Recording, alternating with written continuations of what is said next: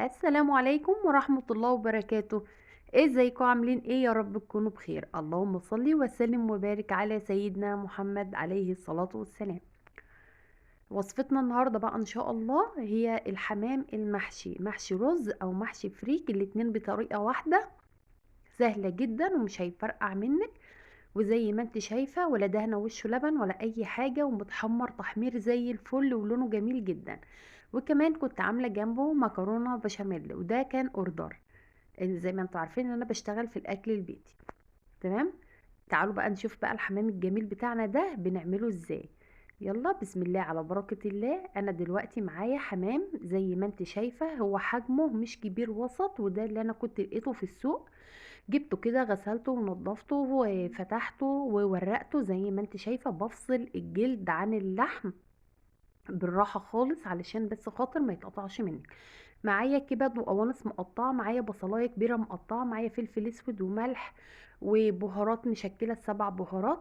تمام. هجيب كده بقى ايه، الحلة او الطاسة اللي انا هشتغل فيها اي حاجة متاحة عندك تشتغلي فيها، بس ايه، خدي بالك عشان بس الحاجة ما تبقاش تلزق في الأرضية بتاعتها.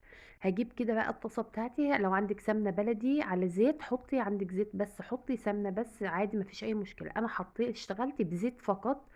حطيت كده تقريبا ربع كوباية زيت، يعني حبة حلوين كده. وكمان حطيت عليها البصل وشوحته كده، وأول ما بدأ ياخد لون أصفر كده بسيط ذهبي، نزلت عليه بالكبدة والقوانص كده، ورقتين لوري، وكمان حبهان ومستكة لو عندك. واقلب بقى كده ايه، كويس زي ما انت شايفة. هنقلب كده لحد ما الكبد والقوانص تاخد الصدمة بتاعتها. وبعدين اقوم نازله عليها بالبهار اللي هو قلنا فلفل اسود وملح وقرفه لو عندك، وال7 بهارات. اي بهار للحوم عندك حطي. ولو في عندك مكعب مرق الدجاج حطيه كمان، بيدي للرز تست عالي جدا. وكمان لو عندك كركم او كاري حط كده ايه نص معلقه، او بهار الفراخ الاصفر ده بيدي لون حلو قوي للرز. انا بقى بصراحه ما كانش عندي اي حاجه من اللي هي بتاعت بهارات الفراخ. دلوقتي انا بقى ايه، جبت كوبايه ونص رز مغسولين وكنت نقعاهم، ونزلت كده على الكبد والقوانص اول ما خدت الصدمه كده وبدات تحمر معايا.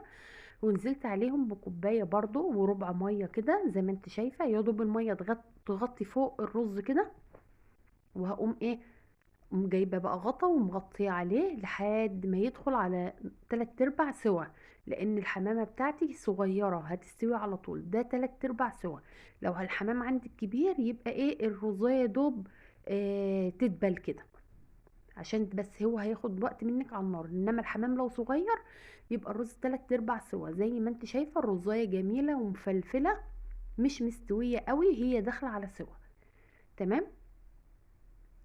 هبدأ بقى ايه، زي ما انتوا شايفين، اجيب الرز بتاعي كده واحطه في طبق علشان يبرد. ما ينفعش نحشي بيه الحمام وهو سخن، هيعجن. شايفه مفلفل ازاي؟ هو كده دافي خالص. هجيب الحمام بتاعي بقى كده، الحمام يكون متصفي. هنقول بسم الله ونحشي كده الايه، البطن الاول.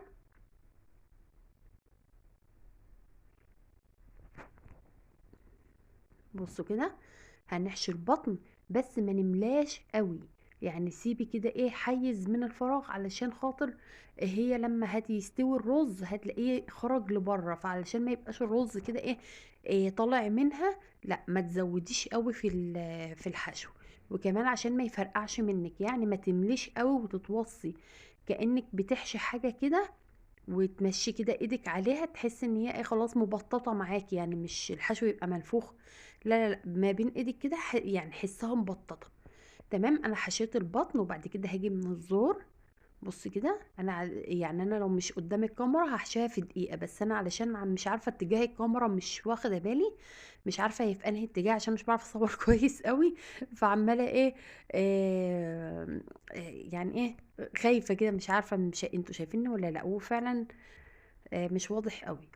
انا حشيت كده من عند الرقب من الزور من فوق، بس عشان هي صغيرة وخلاص الحشو مش قادر ينزل لتحت، هقوم جاية بقى من عند التفريغ اللي انا عملته من البطن، التوريق ده، وادخل شوية رز صغيرين. يعني اول مرة اجيب الحمام الصغير ده. تمام.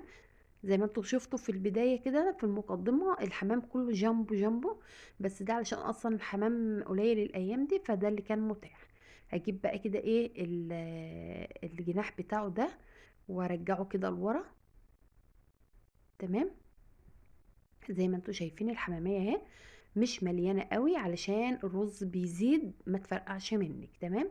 دي كده اول واحده اهي. نشيل بقى كده اسحب الرز الزايد. انا ما قفلتش اهوت، زي ما انتوا شايفين رقبه الحمامه مفتوحه وبطنها مفتوحه.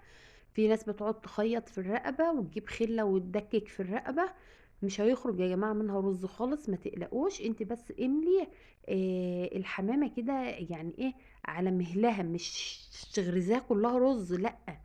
آه، اديها كده براح برضو لما تيجي تستوي عشان ما تفرقعش. وما تقفليش بخيط ولا باسنان خله دي ولا اي كلام ده خالص. تمام. انا حشيت البطن زي ما قلت لكم قبل كده، وهجيب بقى ايه فتحه الزور ديت، وافتح كده كأني بحشي ممبار اهو.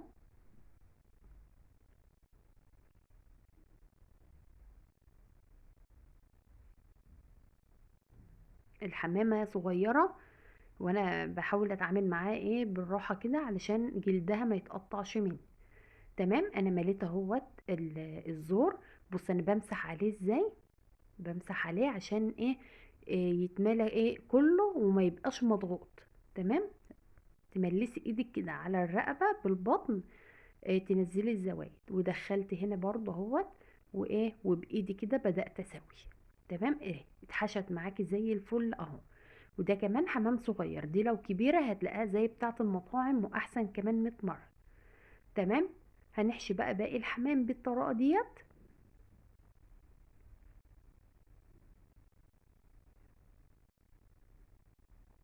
حشيت بقى انا كده الحمام بتاعي كله زي ما انتوا شايفين، وشلت الزوايد بتاعة الرز اهي. يعني بسم الله ما شاء الله على حجمها، وتطلع بالشكل ده فهي ممتازة جدا.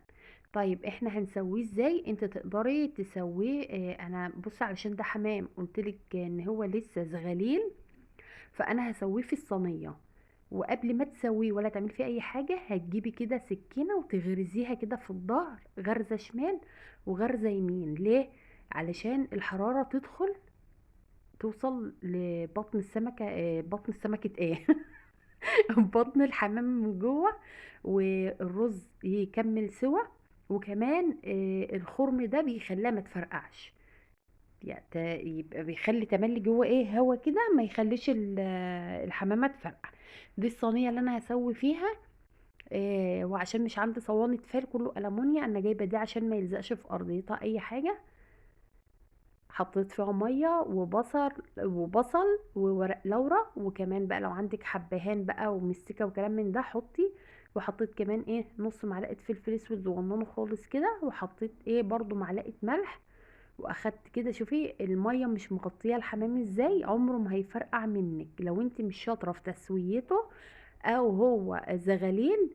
اعملي الطريقه ديت هيبقى جميل معاك. انما لو الحمام كبير عادي بسلق له ميه زي الفراخ بالظبط. دلوقتي هو قاعد على النار تقريبا ساعة الا ربع، 10 دقايق على العالي، وبعد كده بهدي بقى يستوي براحته خالص. وده كمان بواقي رز انا سويتها علشان ابقى احطها ايه فرشة تحت الحمام. ادي الحمام بتاعي اهو. هاخده بقى احمره، شايفه لونه عامل ازاي؟ لونه بسم الله ما شاء الله تحفه. ولا مدهون لبن ولا مدهون صلصه ولا مدهون اي حاجه. هجيب بقى الطبق بتاع الشغل اللي هو هبعت فيه الاوردر يعني. وهنزل في ارضيته كده الرز الجميل المفلفل ده، ريحته جميله وطعمه حلو قوي. هو كان ناقصه بس معلقه بهار فراخ اللي هو بيبقى عاطي على كركم مكري ده، بيغير لون الرزاية، بيخليها مصفر شوية بس يبقى شكلها حلو عن كده كمان. بس ده الرز الأساسي البلدي اللي احنا تملي كانت أمهاتنا تحشي بيه البط والفراخ والحمام والحاجات دي. تمام. يعني أنا عاملة المحشي يعني أنا عاملة الحمام بلدي، حشو بلدي. ادي الحمام بعد ما اتحمر، بصوا بقى لونه عامل ازاي وشكله جميل جدا جدا جدا. وكمان الكاميرا ظلماه كتير. بسم الله ما شاء الله، الف هنا بقى لاصحابه. معايا بقى كده طبق حاطه فيه البقدونس. هحط بقى ده فيه حمامتين، وهجيب بقى على الرز كده حمامتين كمان واحطهم. كان في كده رزايه غمقت وكانت واقفه وانا شلتها. زي ما انت شايفه شكله جميل جدا وريحته جميله. ويا رب كده تكون الوصفه عجبتكم، وما تنسونيش في اللايك والشير والاشتراك عشان يوصل لكم كل جديد. طبعا انا ما كنتش عامله الحمام لوحده، انا كنت عامله جنبه بقى ايه، صينيتين بشاميل كده، واحده ليا وواحده طالعه اوردر برضو. واشوفكم على خير في الفيديو الجاي ان شاء الله. السلام عليكم ورحمه الله وبركاته.